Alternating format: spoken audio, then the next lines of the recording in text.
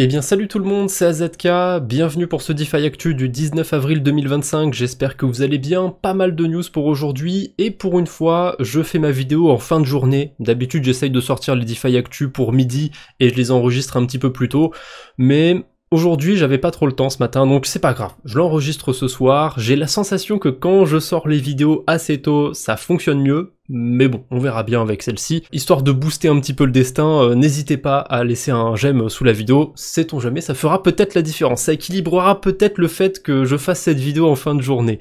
Allez, on commence avec la première news, c'est pas vraiment une news à vrai dire, c'est plus une corrélation que je trouvais intéressante entre le prix de Bitcoin et le classement de l'application Coinbase sur l'App Store américain. Ouais, c'est très précis comme données, mais mine de rien, il y a une corrélation. Alors, je pense pas qu'il y ait grand chose à en tirer de cette corrélation et elle est plutôt logique, hein.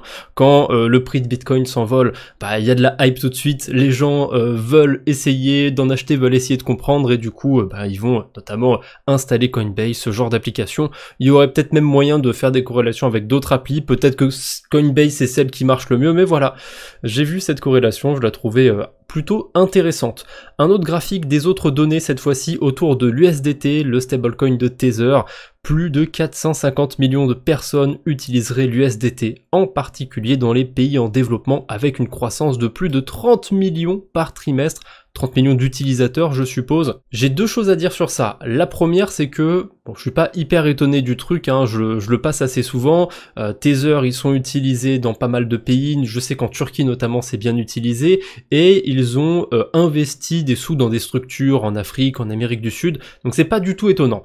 Par contre, le chiffre de 450 millions de personnes qui utiliseraient l'USDT, je dois avouer que j'y crois pas trop. La source c'est Tether, donc à mon avis, ils font des arrondis un petit peu grossiers, un petit peu à la hausse, mais il y a moyen que ce soit quand même un nombre assez important d'utilisateurs, mais 450 millions ça me paraît pas mal. En tout cas, je sais pas sur quoi est basé exactement ce chiffre, mais je sais pas, faudrait voir juste combien d'adresses détiennent des USDT sur la blockchain Ton, sur la blockchain Tron, Ethereum, pour voir déjà si on est au niveau des 450 millions ou pas. Juste pour se donner une idée, pour savoir si ce serait pas ça, le chiffre de 450 millions. Parce que ça me paraît beaucoup quand même. Ensuite, on a la blockchain Base, enfin plutôt le compte de la blockchain Base sur Twitter, qui a mis en avant, qui a fait la promotion d'un meme coin. Et c'est pas hyper étonnant parce qu'ils ont voulu faire la promotion d'une des fonctionnalités qu'il y a sur Zora, hein. Le protocole Zora, je sais que c'est une blockchain aussi, mais c'est un protocole qui permet de lancer des NFT de base, même si maintenant c'est plus une utilisation de memecoin, c'est le principe de Zora, hein, c'est que tout peut être tokenisé, tout peut s'échanger. Bon, je trouve ça complètement stupide, mais voilà, Base a fait un post pour mettre en avant cette fonctionnalité et pour partager vraiment à fond la fonctionnalité, ils ont fait un memecoin, Base is for everyone. Le petit souci, c'est que y a eu un rug pull. Littéralement, le token a fait moins 90% un peu après son lancement, et il y a une adresse en particulier qui a acheté des tokens une minute avant le tweet de la blockchain Base. À mon avis, je n'ai pas vu de post de la part de Base ou de qui que ce soit, mais à mon avis, c'est pas un insider qui est derrière ça.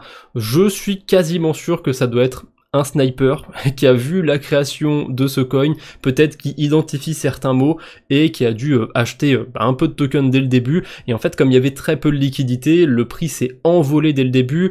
Et entre cette adresse et les autres qui en ont acheté progressivement après le post de Base, forcément il y a eu des grosses ventes d'un coup, donc le truc s'est écroulé, mais il y avait très peu de liquidité. Depuis, il est revenu à peu près au niveau du prix qu'il avait avant le crash, avant les moins 90%, et bon, il a fluctué un petit peu au-dessus, un petit peu en dessous, mais voilà, il est revenu dans ces eaux-là, donc j'aurais tendance à dire plus de peur que de mal pour ceux qui ont vraiment surfé le truc au tout début, et encore mieux hein, pour ceux qui sont rentrés après le moins 90%, mais voilà, je trouvais qu'il y avait trop de gens qui incriminaient directement Base. Certes c'est pas très intelligent la manière dont ils ont mis le truc en avant, de créer un meme coin et tout, ils se sont alloués 1% des tokens et ils ont affirmé, et ils affirment toujours d'ailleurs qu'ils vont pas vendre les tokens et que les profits, alors ça c'est bizarre, ils vont pas vendre les tokens, mais les profits iront pour les builders de l'écosystème.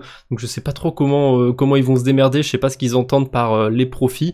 Peut-être qu'ils ont des liquidités sur la pool de liquidités et du coup ils peuvent récupérer les récompenses pour les réinvestir, enfin, je sais pas trop comment ça va se dérouler de ce côté-là. Il y a eu un mème par contre qui est drôle, c'est pas le mème du jour, j'ai pris autre chose pour aujourd'hui, mais voilà, je l'ai vu passer, le logo de Base avec le graphique du meme coin en question qui reprend la place du A. Ouais, parce que le moins 90%, le pump juste avant, on dirait vraiment un A.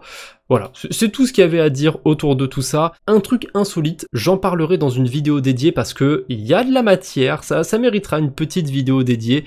On peut parier en crypto sur une course de spermatozoïdes, j'en dis pas plus. Peu après la sortie de cette vidéo, il y aura justement la vidéo dédiée sur cette course. Vous allez voir, c'est complètement hilarant et il y a quelque chose à dire autour de la team. Mais je vous spoil pas trop parce que là, je suis déjà un peu rentré dans le sujet. On enchaîne avec les mauvaises nouvelles du jour, il y en a que 2, et en plus, il y a une nouvelle complètement anecdotique et une bonne nouvelle. Donc, il y a des bonnes nouvelles dans les mauvaises nouvelles, c'est complètement fou. Donc, la première mauvaise nouvelle, c'est le stablecoin SUSD. Bon, assez anecdotique, ça fait un petit moment que j'en parle, mais si jamais vous n'êtes pas assidu, que vous ne regardez pas tous les DeFi Actu, bon, c'est pas grave. Vous pouvez vous rattraper, n'hésitez pas à vous abonner si ce n'est pas déjà fait. Bref, le stablecoin de Synthetix se pète encore la gueule, il passe sous les 70 centimes. C'est dû au fait qu'il n'y a pas de mécanisme de rédemption, donc il n'y a pas d'arbitrage faisable. Donc le seul moyen pour qu'il revienne à 1$, c'est que y ait des gens qui en rachètent jusqu'à faire remonter sa valeur à 1$. Le souci c'est que s'il n'y a pas de truc intéressant à farmer, s'il n'y a pas d'intérêt à utiliser ce stablecoin, personne va en racheter, donc l'arbitrage ne va pas se faire, donc le stablecoin va rester pas stable du coup, et c'est un gros problème qu'il y a avec ce SUSD. C'est un peu similaire au cas du stablecoin de Terra, l'UST, vu que le SUSD, il est backé par du token SNX, par le token du protocole Synthetix, qui émet le SUSD. C'est légèrement différent du mécanisme de Terra, parce que déjà, il me semble que, au moins, même si ça a fini à 0, on sait bien comment ça a terminé, mais au moins dans le cas du stablecoin de Terra, il y avait un mécanisme de rédemption. Dans certaines mesures, il y avait un arbitrage qui était faisable. Là, c'est pas du tout faisable, c'est une catastrophe. Du coup, la bonne nouvelle dans les mauvaises nouvelles, je vous avais parlé dans le dernier ou l'avant-dernier DeFi Actu du hack de KiloX, eh bien, le hacker a rendu les fonds. Voilà. Super. Ça faisait quand même un petit moment que c'était pas arrivé, il me semble, ou peut-être que j'ai la mémoire courte, mais c'est vrai que ces derniers mois, il y a eu pas mal de hacks quand même, et soit c'était la Corée du Nord, soit c'était des fonds qui disparaissaient directement. Ça fait quand même plaisir, bon, j'étais pas du tout impacté, mais ça fait plaisir de voir ça, de voir de temps en temps des hackers qui rendent les fonds. Allez, on enchaîne avec les levées de fonds, comme d'habitude. On commence par World Liberty Financial qui reçoit 25 millions de dollars de la part de DWF Labs. En ce moment, j'entends pas mal parler d'eux, DWF Labs, ils commencent à mettre de l'argent un petit peu partout. Ember.fun, comme son nom l'indique, ça a l'air d'être un pump.fun, une plateforme pour lancer des meme coins, ce sera sur l'écosystème d'Initia. Bon, j'ai pas du tout farmé de ce côté-là, je crois que le mainnet n'est même pas encore lancé, je sais même pas. J'ai pas du tout farmé Initia, cette plateforme de memecoin a levé à peu près 2 millions de dollars. On a Glider, alors je trouve que Crypto Fundraising décrit très mal le projet. Ils décrivent ça comme une start-up d'investissement en crypto. Moi, je le vois plus comme le protocole Balmi, anciennement Min Finance. C'est un protocole qui permet de faire du DCA, ce genre de choses. Et quand je regarde la description de Glider, ça me fait penser à ça. Donc un portfolio d'investissement crypto automatisé. Ouais, j'ai l'impression qu'on pourra automatiser des stratégies d'investissement. Donc pourquoi pas du DCA. Ils ont levé 4 millions de dollars. Et ce qui me conforte dans cette idée, j'avoue, j'aurais pu aller quand même faire un tour sur le protocole, mais c'est pas grave, je laisse comme ça dans la vidéo. Ce qui me conforte sur mon idée, c'est qu'il y a Uniswap Labs dans les investisseurs, et je sais que Min Finance, enfin maintenant ça s'appelle Balmi, ils utilisent Uniswap pour leur fonction de DCA. Donc je serais pas étonné que Glider ce soit un truc similaire, ou qui permette à minima de faire du DCA et peut-être d'autres choses à côté. Ensuite, on a Oro, une plateforme de monétisation de données qui utilise de l'intelligence artificielle, c'est super, qui a levé 6 millions de dollars. C'est la narrative du moment, il y a encore des investisseurs qui foutent de l'argent dedans et c'est pas le seul projet qu'on va voir sur cette narrative aujourd'hui. On a Neutral, enfin Neutre L, parce qu'il n'y a pas de A, mais je le prononce Neutral parce que c'est plus simple à prononcer comme ça, un protocole d'arbitrage de yield, donc bon, comme son nom l'indique, l'indique, hein, ça va sûrement reposer sur des stratégies en delta neutre. Ils ont levé 5 millions de dollars, ça m'intéresse pas mal, hein. Vous savez que j'aime bien le delta neutre, hein, si vous suivez un minimum mes épopées, mes aventures sur les 2 chaînes YouTube. Voilà, j'aime bien le delta neutre, donc je vais surveiller Neutral Labs, et je crois que j'ai pas suivi le compte, je vais me le mettre de côté, je suive le compte, sait-on jamais. Ensuite, on a Resolve qui a levé 10 millions de dollars, c'est ceux qui sont derrière le stablecoin USR, vous farmez probablement des points là-bas, donc ils ont levé 10 millions, c'est plutôt une bonne nouvelle. On a Coinbase aussi dans les investisseurs, pas mal du tout. On a Layer 0 qui a vendu des tokens en OTC à A16Z Crypto, donc c'est pas une levée de fonds, hein. Attention, une vente OTC, une levée de fonds, c'est pas exactement pareil, même si, bon, ben, dans l'absolu, il se passe à peu près les mêmes choses, hein. C'est-à-dire qu'il y a des investisseurs qui achètent des tokens, là, dans ce cas-là, ils sont bloqués pendant 3 ans, il me semble, sur ces tokens, et ils en ont acheté pour 55 millions de dollars, donc A16Z est plutôt bullish sur Layer 0, et mine de rien, Layer 0, ils prennent beaucoup de place dans l'écosystème crypto. Et bien souvent, les teams qui émettent leurs propres tokens comme ça, donc comme Layer 0, hein, ils ont fait leur airdrop, mais vous en faites pas, ils se sont gardés des tokens pour eux. Pour éviter de vendre les tokens sur le marché, pour pas que ça se voit de trop, en général, les projets vendent les tokens en OTC pour tout simplement pouvoir vendre leurs tokens sans que ça se voit de trop, hein. Optimism a pas mal fait ça, ils ont fait plusieurs ventes OTC, et il me semble qu'en plus de ça, A16Z faisait partie des acheteurs de tokens OP. À vérifier, mais il me semble qu'ils en ont acheté plusieurs fois. Bref, pas grand chose de plus à dire, à part que, a priori, ils sont bullish sur Layer 0, hein. Pour quand même bloquer les tokens pendant 3 ans, il faut y croire un minimum.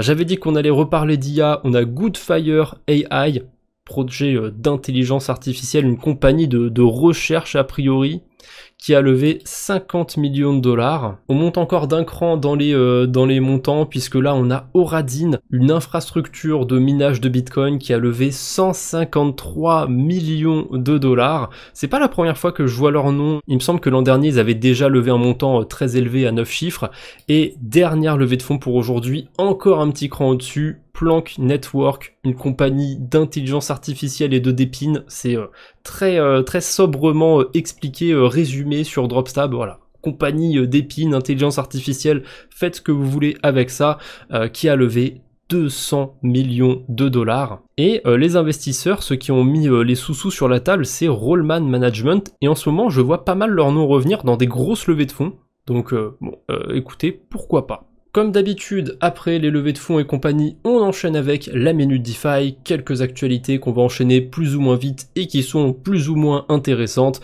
On commence par Babylon. A priori, catastrophe, il y aurait eu 15 000 BTC unstakés en une seule journée. Ça vaut 1,26 milliard de dollars, donc une grosse partie de la TVL sur Babylon, mais ne vous inquiétez pas, c'est juste Lombard Finance qui a unstaké tous ces bitcoins et qui va les restaker vers de nouveaux providers, je sais plus exactement comment ça se nomme sur l'écosystème de Babylon. Donc comme d'habitude, hein, quand on voit un gros titre comme ça, c'est bien de vérifier un minimum d'où ça pourrait venir, et bon bah là j'ai vite eu ma réponse, hein, puisque sous le post de Cointelegraph, il y avait la réponse de Lombard Finance, et ils ont mis leur tweet, hein, tout bêtement pour parler de cette update. Ensuite, on a la blockchain Sonic qui débarque sur Arkham. Arkham, c'est une plateforme de données, de recherche. C'est toujours cool de voir des nouveaux écosystèmes débarquer là-bas. On a Mega ETH qui nous fait la promotion un petit peu de leur écosystème et de regarder comment c'est rapide. Ils ont fait une copie d'un jeu mobile qui date de 2014 qui s'appelle Crossy Road. Juste pour montrer que, regardez, à chaque interaction dans le jeu, c'est une transaction sur la blockchain. Alors, si au moins la vidéo était impec, que tout marchait nickel, j'aurais dit, bon, c'est juste pour imager le concept, pour imager comment ça fonctionne. Sauf que, en fait, quand on regarde sur le côté, on voit que des fois, il y a des transactions qui passent pas, parce que c'est un peu trop rapide, justement, les interactions qu'il y a sur l'écran. Donc, ils essayent de montrer que, regardez, notre tech, elle est super, et derrière, ils nous montrent juste qu'ils ont fait une copie d'un jeu de 2014, enfin... y a aucun intérêt en fait à implémenter une blockchain des transactions à chaque action dans un jeu comme ça. Enfin, c'est complètement débile. Oui, je sais, c'est juste une preuve de concept, c'est juste pour montrer le principe, pour montrer la rapidité, mais ils ont même pas réussi. C'est ça que je trouve fou.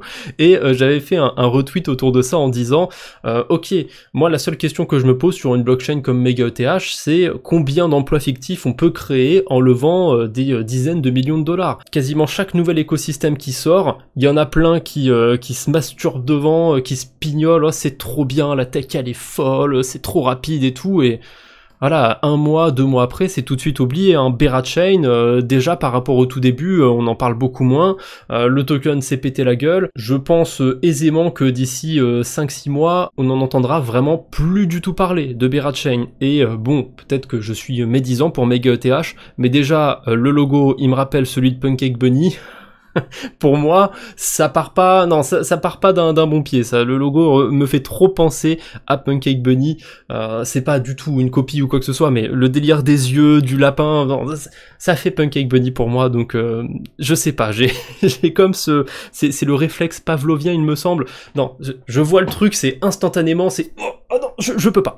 MegaETH. Je sais pas pourquoi, je peux pas m'y intéresser, j'y arrive pas. Ensuite, on a Napier Finance, j'en ai parlé il y a pas très longtemps de Napier, c'est un fork ou plutôt un protocole similaire à Pendle, et a priori, il y a Falcon Finance qui aurait lancé une pool de liquidité sur Napier. Falcon Finance, pareil, j'en ai parlé dans le dernier DeFi Actu, ou dans je sais plus quel format, je crois que c'était le dernier DeFi Actu. Ah non, c'était le dernier Quadbo sur la DeFi. Bref, ils ont un stablecoin qui génère du yield, c'est sympathique. Napier, il y a un système à points, il n'y a pas encore de token. Par contre, pour ce qui est de Falcon Finance, ça se passe uniquement sur Ethereum, mais ça reste intéressant. Je trouve qu'il y a des trucs sympathiques à faire autour de cet écosystème. Un écosystème concurrent, un stablecoin concurrent à Falcon, c'est celui de Level, le Level USD du coup. Il y a eu une mise à jour récente sur le yield, sur le rendement que rapportait nativement le S-Level USD. Il est passé à 9,25% d'intérêt annualisé. Je sais pas s'ils ont baissé ou s'ils ont augmenté le rendement, parce que ces idiots ont pas mis le rendement d'avant, et j'avais la flemme de me taper tout leur Twitter pour voir ce que c'était le rendement d'avant. En tout cas, c'est le même délire que Falcon Finance. Il y a des intégrations sur des protocoles comme Pendle et compagnie, il y a des pools de liquidité sur Curve, ce genre de choses, il y a moyen de farmer des points, du yield sympathique. Je crois que sur Pendle, il y a des pools de liquidité, enfin des principales tokens plutôt, avec 10-15% d'intérêt dans ces eaux-là, sur le stablecoin de Level. Il y a des trucs sympathiques à faire sur cet écosystème. On va parler un petit peu de Sui, j'ai vu 2-3 trucs passer sur Sui. On commence par Aftermath Finance, l'agrégateur principal de la blockchain Sui, qui intègre maintenant Mayan Finance. Mayan, c'est une sorte d'agrégateur cross-chain, donc ça permet de faire des swaps cross-chain directement sur une seule interface sur la blockchain Sui, c'est pas mal du tout. Tant qu'on parle dessus, une autre optimisation sur un autre protocole, sur Deepbook.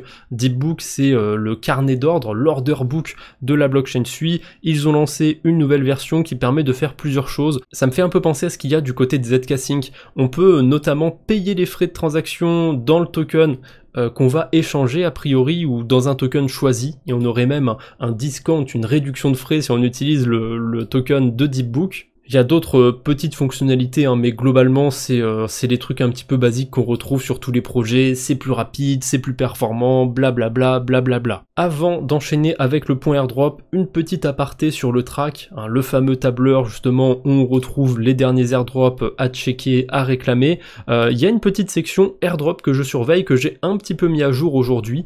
J'ai viré le protocole Arcadia, vu qu'ils ont fait leur airdrop il y a pas très longtemps, et j'ai rajouté plusieurs protocoles que je farm ou que je compte farmer, notamment Level dont je viens de vous parler, Napier, j'ai rajouté la blockchain Fractal aussi, même si je suis pas hyper convaincu, encore moins de se lancer maintenant dessus, et j'ai pas encore eu le temps d'ajouter Falcon, donc j'en ai parlé un petit peu plus tôt dans les news. Voilà, j'ajouterai aussi Falcon Finance, et c'est vraiment juste une petite liste que je fais de base pour moi, hein, pour me rappeler les protocoles sympathiques que j'ai envie de farmer en ce moment. D'ailleurs, Arcadia, que j'ai retiré il y a pas longtemps et qui ont fait leur airdrop, il y a une petite news autour de ça. Ils ont modifié quelque chose a priori autour du staking sur leur token. Si vous aviez été éligible à l'airdrop d'Arcadia, vous avez reçu des STAAA, donc des tokens du protocole, hein. Le ticker est un peu chiant à prononcer, c'est 3 fois la lettre A, donc vous avez reçu une version stakée de ce token. Et il y a un mécanisme où il faut attendre 30 jours pour récupérer entièrement ces tokens, mais on peut sortir en avance, blablabla.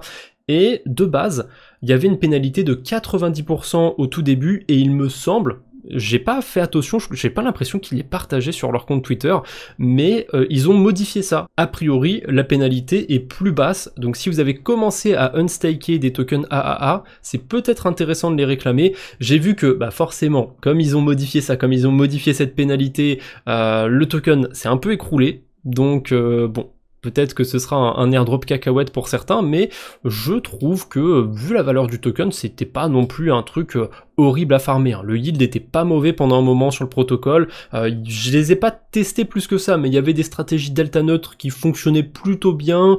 C'est un outil un petit peu comme Extra Finance qui permet de faire du levier sur des positions de farming. C'est un protocole sympathique, et ils ont rajouté aussi des récompenses en USDS et en USDC pour ceux qui stake des tokens AAA.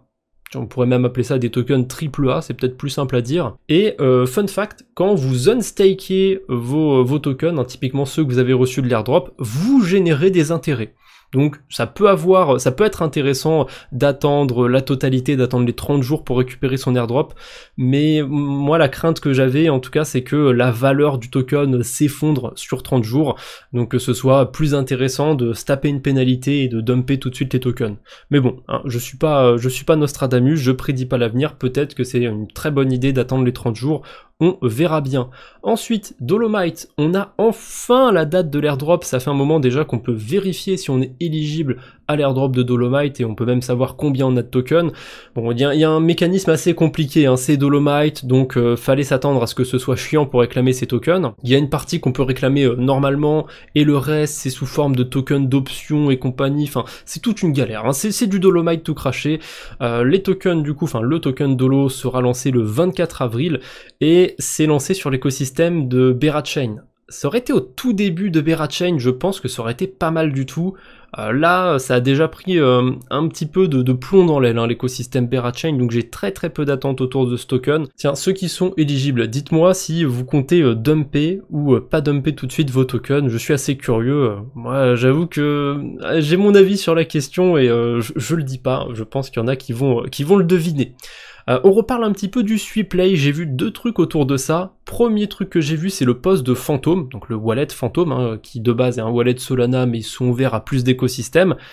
A priori, ils nous disent précommandez votre Sweeplay avant le 23 avril pour être éligible aux dernières récompenses.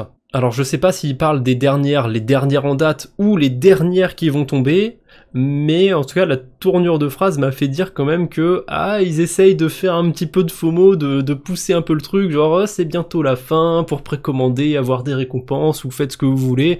Bon, moi j'ai déjà précommandé le mien, j'attends impatiemment ce Sweeplay pour en faire un petit test. Ça sortira un petit peu du contenu habituel, mais c'est pas grave. Ensuite, autre truc que j'ai vu autour de ça, j'ai été vérifier du coup mon wallet Sweeplay, j'ai pas reçu de token Walrus dessus, mais a priori, il y aura des tokens Walrus pour ceux qui ont précommandé le Sweeplay. Vu qu'il y a pas mal d'argent de VC sur ce projet, j'ai espoir que le token garde un minimum de valorisation le temps que la console soit envoyée. Parce que, mine de rien, il y a déjà des tokens qui ont été airdroppés à ceux qui ont précommandé le Sweeplay, et on peut pas récupérer les tokens tant qu'on n'a pas récupéré la machine, et il y a des tokens qui ont été airdroppés et leur valeur a été défoncée déjà, hein, moins 60, moins 90%. Donc c'est cool, hein, quand même d'avoir une communauté comme ça qui lance des coins, qui en donne à ceux qui précommandent la console, mais bon, c'est un peu dommage du coup d'avoir des trucs qui font moins 90% le temps de recevoir la console. Et allez, pour terminer la vidéo, petit mème du jour, et en plus c'est en rapport avec les airdrops, c'est CryptoPulp qui a fait ce mème là. Je parle avec un pote, je repense au programme de points lancé par Rabi il y a 15 ans, peut-être 2, je ne sais plus. Voilà, j'ai trouvé ça marrant parce que Rabis, ils ont lancé un système à points, saison 1, a priori, il devait y avoir une saison 2 qui n'a jamais pointé le bout de son nez, il devait y avoir des points sur mobile, pareil, ça a jamais pointé le bout de son nez, je pense que c'est un truc qui, qui ne sortira probablement jamais. Il y a une malédiction, je pense, hein, sur les portefeuilles, entre Rainbow Wallet, Metamask aussi, il y a eu beaucoup de spéculation dessus, Rabi Wallet, ouais, c'est les pires airdrops sur lesquels spéculer, on se dirait bien. Voilà, c'est tout ce que j'avais pour aujourd'hui, on se retrouve bientôt j'espère, d'ici là portez-vous bien, salut tout le monde!